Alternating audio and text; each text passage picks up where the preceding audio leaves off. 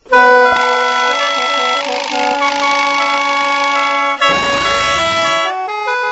่กี้แต่ก่อนหัวพันทั้งห้าบ่เคยมีขับมีลำจักเถื่อข้าเจ้าอยากมวนซืนข้าเจ้าก็พากันมากินเหล้าซุ่มกันเท่านั้นหัวพันทั้งห้าอันนี้เฮาแม่นไทยข่าวอยู่หัวพันทั้งห้ามาโดนแล้วบ่มีขับบ่มีลำจักเถื่อมีแต่กินเหล้าเมายาซื่อๆกันเจอเม่นใต้แรงอยู่หัวฟันเต็งหามาในล้นแล้วหายังมีขับมีลำจักเถื่อในสู้ข่อยเม่นไทยดำก็อยู่หัวพันทั้งห้าคือกันแหละคืออยากมวนอยากซื่นก็มากินเหล้าซุ่มแซวกันข่อยแม่นลาวเทิงอยู่หัวพันทั้งห้ามาโดนแล้วหาแม่ละสูอยู่หัวพันทั้งห้ามาโดนแล้วบ่มีขับมีลำอันเลอมื้อนี้สิไปหาหมู่ก่อน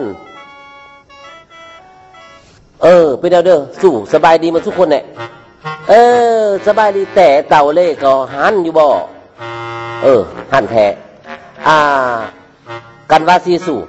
อันเฮานี่บ่มีขับบ่มีลำนำหมู่แจ๊กเถื่อเฮาไปเฮียนขับเฮียนลำนำพญาแทนทอกกันว่าน่ะกันก็เห็นลี่เฮาก็เห็นลี่นำเด้อเฮาก็อยากไปนำเด้อสู่คันซึ่งสั่นล่ะเฮานัดกันซะอาทิตย์หน้าเฮาขึ้นไปหาพญาแทนเนาะสู่เนาะดีสั่นละเมื่อเกี่ยมเข้าเกี่ยมของหมดทุกคนเด้ออาทิตย์หน้าแล้วมาพ้อกันเด้อ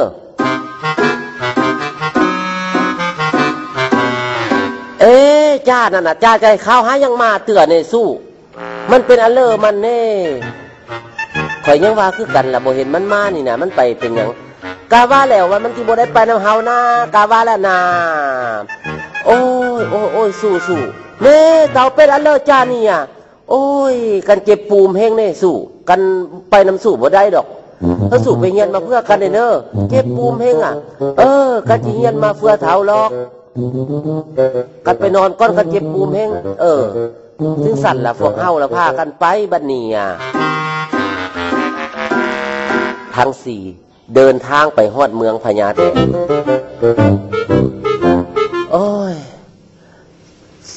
เมื่อยเด้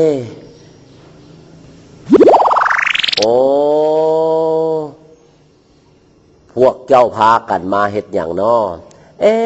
พญาแทนเอ้ยพวกลูกพวกเต้ามาแต่หัวพันทางหาอยากมาเฮียนขับเฮียนล่ำนำพญาแทนที่ว่าแนวเลอเนาะเดี๋ยวนี้ค่อยคากองประสุมค่อยบ่มีเวลาสิเฮียนขับเฮียนล่ำให้พวกเจ้าค่อยสิเอาบั้งล่ำให้เด้อบั้งล่ำอันนี้เฮ็ดด้วยไม้ไผ่ตัดเป็นบั้งมาแล้วเอาตองกล้วยมาหุ้มปากมันเอา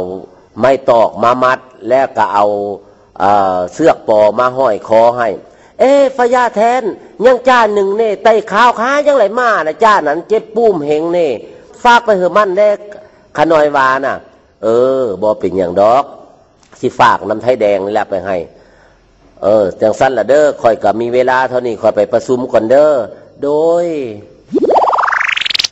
เน่สู้พญาแทนเหอะแล้วบางลำน่ะคนละบังแล้วฝากไปเหอะจ้าไต่ข้าวบังหนึ่งกันว่าเท่าเมื่อเทาะเมื่อยเนาะอยากนอนน่ะเมื่อยฝ่าอยากนอนน่ะนอนเถาะสู้ในเวลานั้นท้องฟ้ามืดครึ้มเข้าสู้ตื่นแม่สู้เมื่อยฝ่าฝนที่ตกฝ่าที่ลมน่ะเขียวเมื่อไม่สู้ไปเมื่อซุ่มนั่นไปเฮียนขับเฮียนลำนำพญาแทนบ่เห็นกลับคืนมาเถอะเนาะกันจักสิได้เฮียนนำเข้าหรือว่าเขาสิเฮียนมาเพื่อกันหรือบ่น้อฝ่าจ้าเนี่ยกันมาแล้วสู้ได้เฮียนขับเฮียนลำนำนะเอามาเพื่อกันบ่เนี่ยจ้าพญาแทนหายังมีเวลาเศร้าเอาบังลำเหอะเอาเหอะคนละบังกันลืมบังลำเท่าไว้ตั้งเต้งพุ่นเน่เท่าเนี่ยจ้าเนี่ยบ่ได้เอามาได้บังลำสู่ละเอามาจากนั้นทั้ง5 คนได้ญาติบังลำกันญาติไปญาติมาและในที่สุดบังลำถึงแตกบาดมือไทยขาวโอ้ยสวยบ้านแล้วบ้านเนี่ยเสียงขับไทยขาวจึงมีคำว่า บัดนี้สำเหนือเป็นหน่วยแก้วดวงประเสริฐเมืองลาวแทนาฝ่ายไทยแดงโอ้ยเอ็มเมยฝ่าเอ้ยอีลู่เถาหนออีลู่เถาแต่เสียงคัดไทยแดงจึงออกมาว่าอีรู้นำแน่เจ้าเอ้ยโอ้ยเมื่อกี้นี่ค่อยเขาญาติบังลำไปบังลำมาบังลำเกือบบาดคอเกือบขาดเสียงคัดไทยดำจึงมีสำเนียงออกมาว่าจ่ายคอยจ่ายคอยโอ้ยเขาเต้งกันเฮงกันเจ็บมาเอ้ยข้างโอ้โอ้ยโอ้ยนะเสียงขับลาวถึงจึงมีสำเนียงออกมาว่า